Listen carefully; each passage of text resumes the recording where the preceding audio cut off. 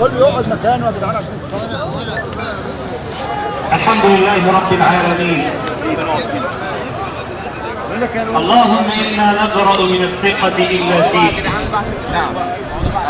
ومن التوكل إلا عليك، ومن الخوف إلا منك،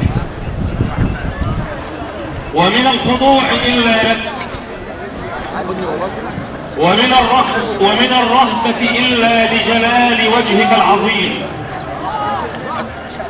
اللهم اجعلنا هادين مهديين غير ضالين ولا مضلين، سلما لأوليائك، حربا على أعدائك. نحب بحبك من أحبك، ونعادي بعداوتك من عاداك وخالفك. وأشهد أن لا إله إلا الله وحده لا شريك له، وأشهد أن محمدا عبده ورسوله صلى الله عليه وعلى آله وصحبه. أيها الثوار الأحرار، قلنا ولا زلنا نقول إن ثورة مصر نابعة من عقيدة مصرية، فهي نابعة من قلوب المصريين جميعا، مسلمين ومسيحيين. هنا في أرض ميدان التحرير سالت دماء المسلمين ودماء المسيحيين. هنا في قبلة التحرير، في كعبة الحرية، وقف المسلم والمسيحي يطالب بنصرة العزة والكرامة. هنا في هذه الأرض المباركة جئنا لنطالب برحيل النظام، وحقق الله عز وجل هذا المطلب في رحيل حسني مبارك. لكننا لا زلنا نطالب برحيل بقية النظام، نطالب برحيل أحمد شفيق رئيس الوزراء، ورحيل كل الوزراء الذين عينوا في عهد حسني مبارك. إن هؤلاء الوزراء جزء من النظام السابق، على يديه تعلموا وبأوامره تنصبوا، ويأتمرون بأمره ربما حتى الآن. إننا نطالب بالقضاء على النظام كلية، ولن تهدأ ثورتنا، ولن نفارق هذا الميدان جمعة بعد جمعة حتى تتحقق مطالبنا كاملة. إننا نطالب من هنا، من قبلة الحرية، من أرض ميدان التحرير، نطالب مسلمون ومسيحيون بإقالة حكومة أحمد شفيق، لأن الذي عينها هو حسني مبارك. ونطالب بإلغاء قانون الطوارئ فورا، وإخراج إخواننا المعتقلين في السجون، والعفو الشامل عن كل سجين حبس أو اعتقل بدون محاكمة ظلما وعدوانا. لن نبرح هذا الميدان حتى يقال كل المحافظون الذين عينهم حسني مبارك فهم جزء من هذا النظام الفاسد، وعلى أعينهم وبأيديهم كان الفساد في المحليات، وكان التزوير في الانتخابات.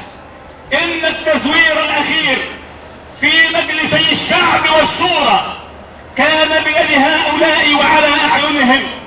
ولن تنجح ثورتنا حتى نقضي على كل جيوب وفلول النظام في مصر كلها.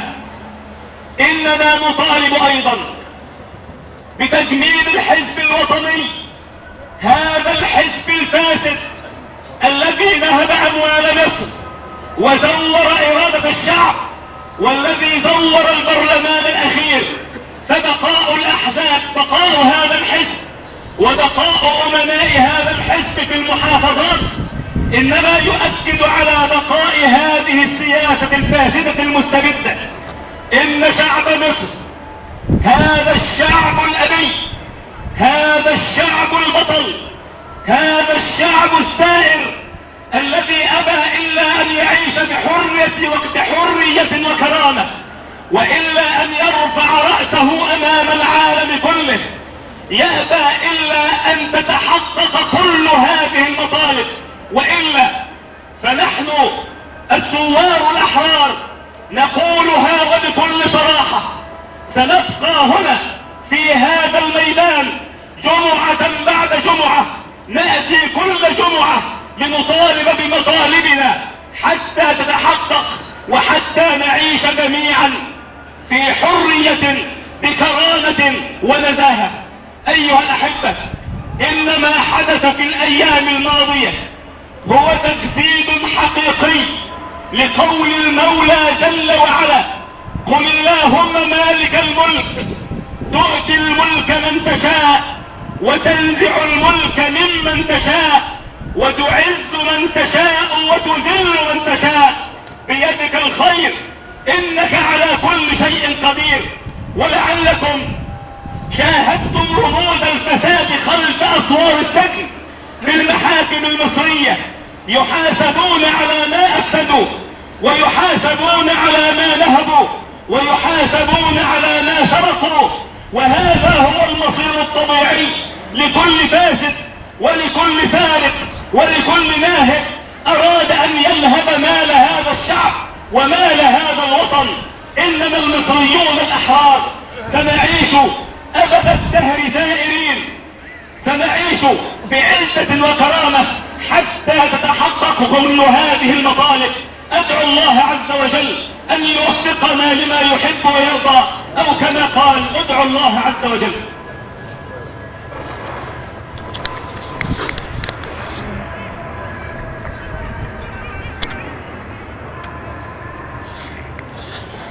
الحمد لله رب العالمين، له الحمد سبحانه في الأولى والآخرة، وله الحكم وإليه ترجعون. أيها المصريون الشرفاء، إن دماء شهدائكم أمانة في عنقكم جميعا. هؤلاء الشهداء الذين ضحوا بأرواحهم من أجل هذا الوطن ننحني لهم إجلالا وإكبارا، نقول لهم: هنيئا لكم الفردوس الأعلى، هنيئا لكم الجنة، هنيئا لكم الفوز بمجالسة النبي صلى الله عليه وآله وسلم. ونقول لهم: إننا سنحافظ على دمائكم وعلى مطالبكم، وسنبقى على الدرب سائرين حتى تتحقق كل هذه المطالب. رؤساء الصحف القومية، رؤساء تحرير الصحف القومية الذين ظلوا عشرات السنين ينافقون النظام البائد ويساعدونه على ما يفعل بهذا الشعب الأبي، لا بد أن يقالوا فورا. إننا نقول للإعلام المصري ولرجال الإعلام المصري: يجب عليكم أن تغيروا دماء الوطنية والانتماء لهذا الوطن، يجب عليكم أن تغرسوا في نفوس أبنائنا العزة والكرامة من جديد. إننا نطالبكم بعهد شديد، الحرية فيه مسؤولة، الحرية فيه مسؤولة. نحافظ على هوية هذا الوطن ونحافظ على أمنه وسلامه الاجتماعي. أيها الأحبة، نقول للشرطة ولرجال الشرطة أطالب بإقالة وزير الداخلية الحالي، فهو عين في عهد الرئيس حسني مبارك الذي عينه حسني مبارك، ولن نقبل به وزيرا للداخلية المصرية. نقول للداخلية المصرية: إن التغيير لا يكون بالزي ولا بالشعارات المزيفة، إنما التغيير يجب أن يكون السلوك على أرض الواقع. نطالب الداخلية المصرية، نطالب رجال الشرطة بإغلاق هذا الملف الأسود، هذا الملف المسطر بدماء شهدائنا الأبرار، والمسطر باعتقال إخواننا الأطهار.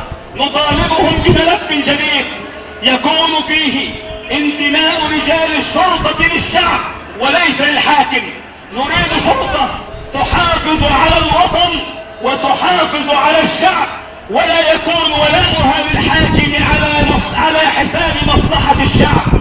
أيها الأحبة، الكلمة الأخيرة من هنا، من ميدان التحرير، من قبلة الحرية، نساعد ونتضامن مع إخواننا في ليبيا.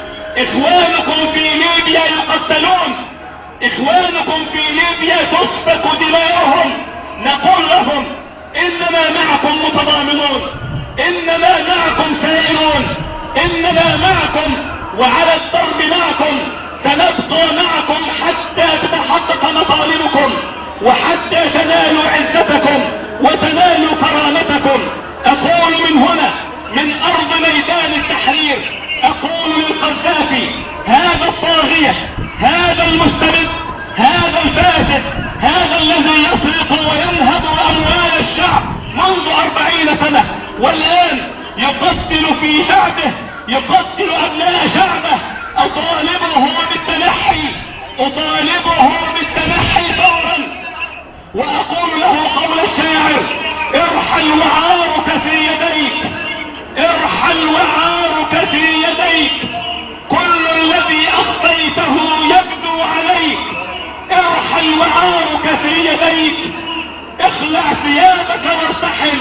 أقول: لا تنتظر صفحا جميلا، فالدماء السود لا زالت تلوث راحتيك، وعلى يديك دماء شعب آمن، وعلى يديك دماء شعب آمن، مهما توارت لن تفارق مقلتيك، والليالي السود شاهدة عليك، ودماء بنغازي شاهدة عليك، ودماء الأبرياء في ليبيا شاهدة عليك، ودماء الأطهار في ليبيا شاهدة عليك.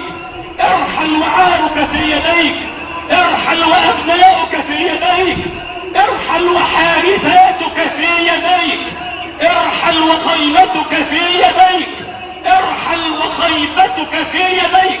احقن دماء شعبك، واحقن دماء وطنك، واحقن دماء المسلمين، واحقن دماء أبناء ليبيا. يا شعب ليبيا الأبي، اصمدوا واصبروا واثبتوا واحتسبوا وموتوا فداء وطنكم. استشهدوا في سبيل الحق وفي سبيل العزة وفي سبيل الكرامة كما كان أسلافكم هنا في مصر، هنا في أرض الحرية، هنا في أرض الكرامة.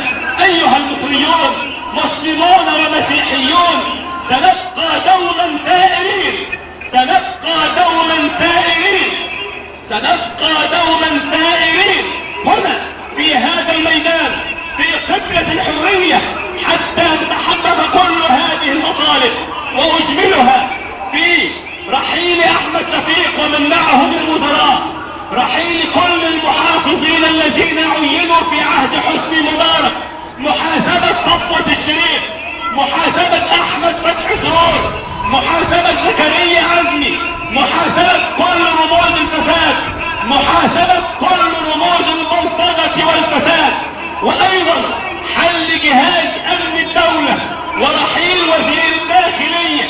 وأطالب الجيش، هذا الجيش الأبي، هذا الجيش الذي أثبت أنه وبحق الملاذ الآمن لكل المصريين، أطالبه بأن يعجل في اتخاذ هذه الإجراءات التي من شأنها أن تريح هذا الشعب وأن تنتقم لهذا الشعب وأن تعيد إلينا عزتنا وكرامتنا وأموالنا وشركاتنا ومصانعنا. سنبقى مع الجيش يد واحدة، جسد واحد، بقلب واحد، ينبض بحب هذا الوطن. اللهم احفظ مصر يا رب